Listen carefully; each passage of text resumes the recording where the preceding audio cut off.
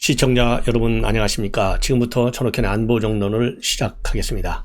자, 이번 첫 번째 뉴스는요, 대통령 집무실 인근 집회를 금지하려고 하는 게 경찰이고요. 그 다음에 시민단체에서는 집회를 하겠다라고 하는 것이 시민단체의 입장이에요. 자, 그래서 경찰이 금지 조치를 하니까 이제 시민단체들이 금지를 취소해달라 거의 가처분 신청을 법원에 냈는데, 이 가처분 신청이요, 이 법원에서 연거푸 인용이 되고 있습니다. 자, 그래서 지난달에 말이죠, 조국통일 촉진 대회 준비위원회가 전쟁기념관 앞에서 50자 반미원래 집회를 할 계획으로 경찰에 신고했어요. 근데 경찰은 기존 해석대로 대통령 관저로 말하자면 대통령 집무실이 대통령 관저로 해석될 수 있기 때문에 집회 안 된다 이렇게 통보했는데, 그러니까 이제 이 단체는 법원에 집행정지 신청을 했습니다. 그래서 법원에서 이거를 받아줬어요. 그래서 지금 민변에서 놓은 입장을 보면요, 우선 법원 결정문에는 어떻게 되어 있느냐, 헌법상 명확성의 원칙에 따라서 대통령 집무실을 관저로 해석할 경우에는 헌법상 기본권인 집회의 자유를 본질적으로 제한할 수 있다.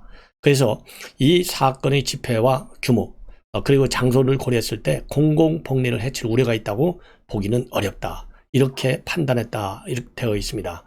그리고요, 민변의 논평은 뭐라고 되어 있냐면요, 지난달 11일 날 이루어진 법원의 집행정지 인용 결정을 비롯한 6건의 집행정지 결정에 이어서 집무실 앞 집회금지의 위법성을 재차 확인한 것이다. 특히 신문조차 없이 이루어진 이번 결정, 그러니까 결정은요, 무리한 유추 해석에 기반한 경찰의 금지 통고가 우연적이라는 점을 분명히 내고 있다, 이렇게 되어 있어요.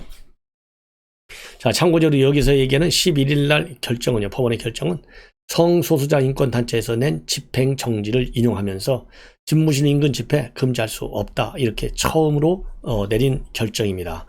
그래서요, 당시 재판부도 집무실을 관저에 포함시키면서 집회를 제한한다, 이것은 통상적 의미를 벗어나는 것이다, 이렇게 판단을 했는데요.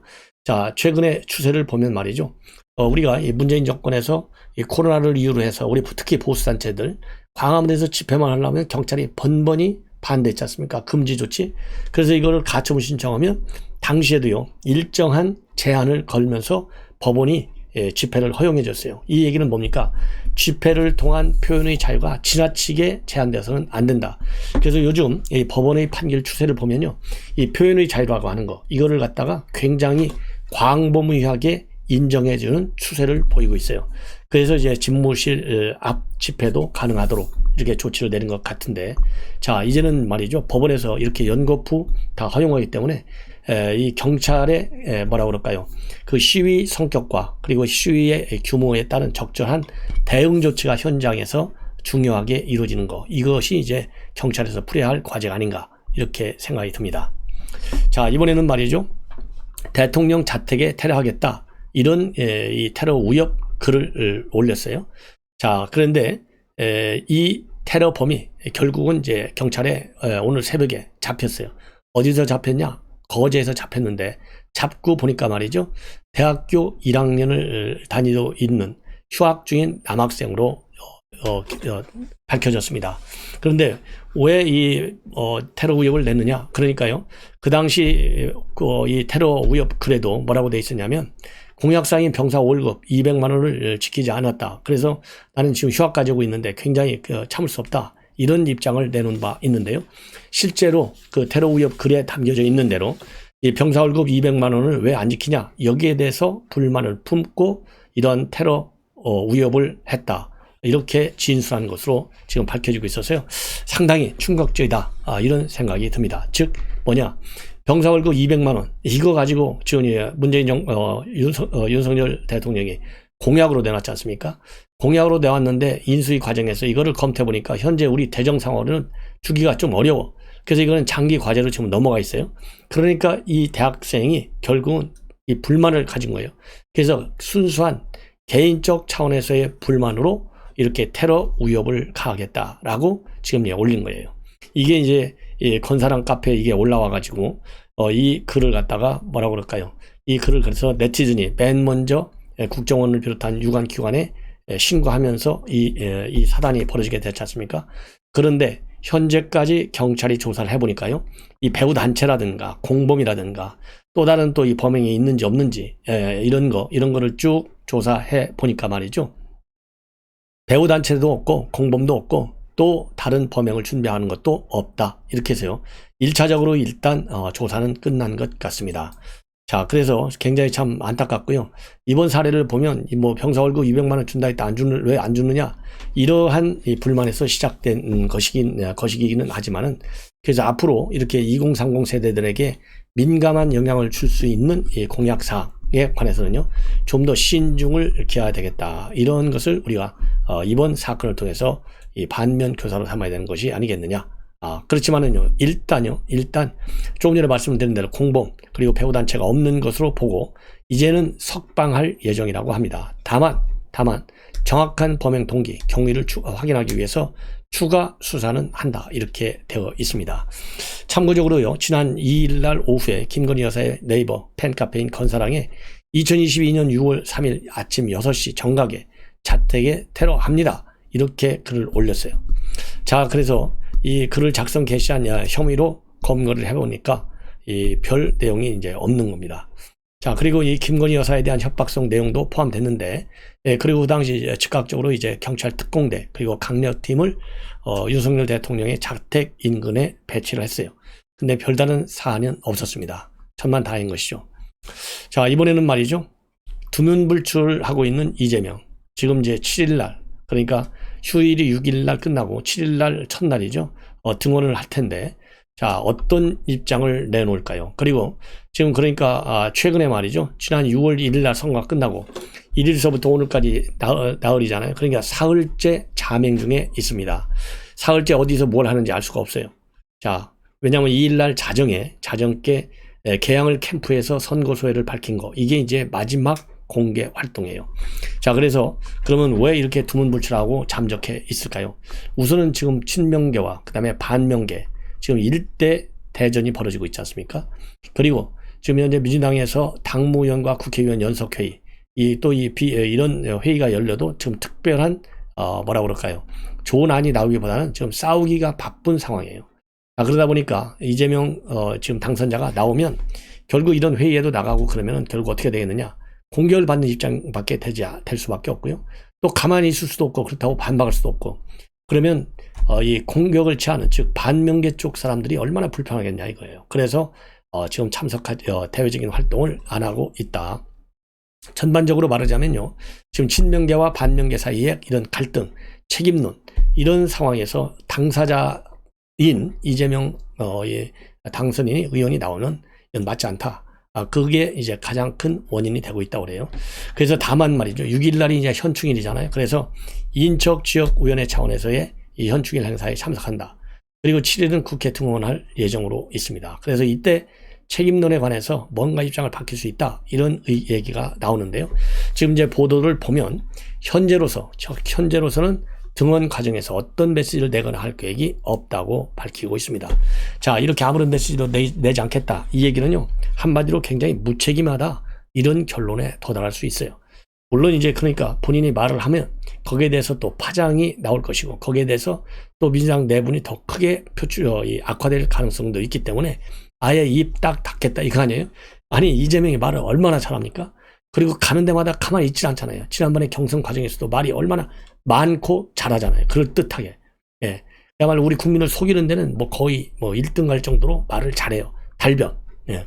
자, 그런데 그럼에도 불구하고 본인과 관련된, 본인의 운명과 관련된 지금 이 현안 이슈, 제일 뜨거운 이슈인데, 책임론이, 여기에 대해서 말을 안 하고 슬그머니 출근해서 국회의원 사무실 방으로 들어가서 앉아 있는다?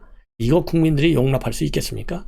반드시 사과를 표명하라. 예, 저는 그런 지적을 하고 싶어요. 지금 그래서요, 이재명 의원의 방은요, 송영길 의원이 쓰던 방으로 들어간다, 이렇게 되어 있어요. 그리고 또 하나 관심사항은 뭐냐, 이제 초선이잖아요. 그러면 이제 어느 위원회에 배속될 것이냐. 그래서 지금 현재 거론되는 위원회가 한 4개 정도 되는 것 같아요.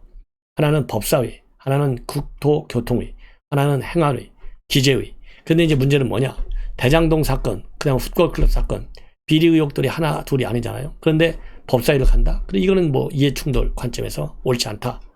그리고 또 이 김포공항 이전 문제를 공약으로 내세웠기 때문에 국토위로 갈 수 있는 거 아니냐. 그렇지만은 이것도 또 말이 안 된다.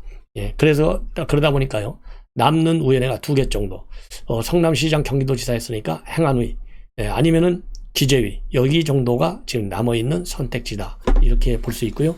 그 다음에 보좌진 최대 8명까지 채용이 가능한데, 현재로서는 성남시장 할 때, 경기도지사 할 때 성남 라인들, 경기지사 라인들이 대충 갈 것이다. 이러한 보도가 나오고 있어요. 그래서 대표적으로 경기도 언론비서관을 맡았던 김남준 선대위 대변인, 그리고 경기도 비서관 출신인 김지호 선대위 상황실장, 이런 사람들이 오르내리고 있는데요. 바로 어제 오후까지 보좌진 명단을 제출하지 않았다고 합니다. 네. 자, 이러다 보니까 이제는 지금 이제 고민정 뭐라고 했어요? 그동안의 비판을 자제했는데 앞으로는 좀 비판을 하겠다. 비판 자제한 것이 후회스럽다. 이런 입장문을 고민정 의원이 내놨어요. 바로 MBC 라디오에 출연해가지고. 자, 그래서 이런 이제 비판 입장을 내놓겠다고 했는데, 이러한 고민정 의원의 글과 관련해 가지고요. 글과 관련해서 김용태 국민의힘 청년 최고위원이 일격을 가하고 있어요. 자, 뭐라고 가하고 있느냐? 매번 양심을 속이면서 권력만 바라보고 줄 서는 게 고민정 의원 정치냐? 부끄러운 줄 알라. 이런 비판을 하고 있습니다. 자, 그러면서요. 이재명 후보에 대한 비판을 자제했던 것이 이제와 후회되나? 그걸 알면서도 선거 전에는 어떻게든 이겨보겠다는 수작으로 자기를 속였으면서 이제와 다른 소리 하는 척 하면 그 누가 진정성을 믿겠는가. 민주당의 선거 패배 원인은 물론 이 후보에게도 있지만 고 의원도 크게 한몫했다. 그래서 문재인 정권의 폭정에 바른 소리는커녕 감싸기로 일관하고 국민의 분노를 외면하고 김용민, 김남국 의원과 같은 586 앵무새들과 조국 사수대를 자처했던 고 의원의 모습에 국민들은 민주당을 외면한 것이다. 그래서 책임있다. 이렇게 지적을 하고 있습니다. 그러면서요. 지방선거 패배에 대한 실질적인 반성은커녕 엉뚱한 소리나 늘어놓고 있으니 여전히 민주당의 쇄신은 요원해 보인다. 이런 비판을 하고 있습니다. 자, 그런데 이제 정청래 의원은요. 지금 이재명을 어마어마하게 감싸고 있어요. 예컨대 2012년도에 문재인 대통령 당시 대선 패배했잖아요. 그때 정계 은퇴하라. 책임을 져라. 이렇게 얘기를 했지만은 지금 그 이후에 출마했고 대통령까지 된 거 아니냐. 그래서 지금도 마찬가지다. 더 이상 그러니 이재명에게 책임지라는 소리는 이제 그만해라. 예. 이런 지금 입장문을 내놓고 있습니다. 그 내용을 자세히 말씀을 드리면, 그러니까 2012년도 대선 때의 문재인 상황하고 2022년도 대선 패배, 지금 지선 패배, 여기에서의 이재명 상황을 똑같이 비교하고 있어요. 자, 10년 전에도 대선 패배 후 문재인 당시 대선 후보에게 의원직을 사퇴하고 정계 은퇴하라 라고 주장한 의원들이 있었는데, 그때 곧바로 제가 나가서 대선 패배가 문재인 후보 개인의 잘못이냐, 우리 모두의 책임이 아니냐, 우리가 부족해서 졌다면 우리 스스로 남 탓하지 말고 우리 탓을 해야 하는 것 아니냐 라고 얘기한 바 있다는 사례를 꺼내면서, 그 이후로 문재인을 흔들던 사람들은 끝내 탈당하고 딴 살림을 차렸다. 이렇게 비판하고 있습니다. 자, 그 당시에 말이죠. 친노 책임론이 불거져가지고 문재인 정계 은퇴하라 이런 얘기가 있었고요. 당시에 김명환 민주통합당 의원 당시 비출연했는데 2013년 1월 방송에서요. 선거 결과는 1차적으로 후보에게 있다. 결과 책임은.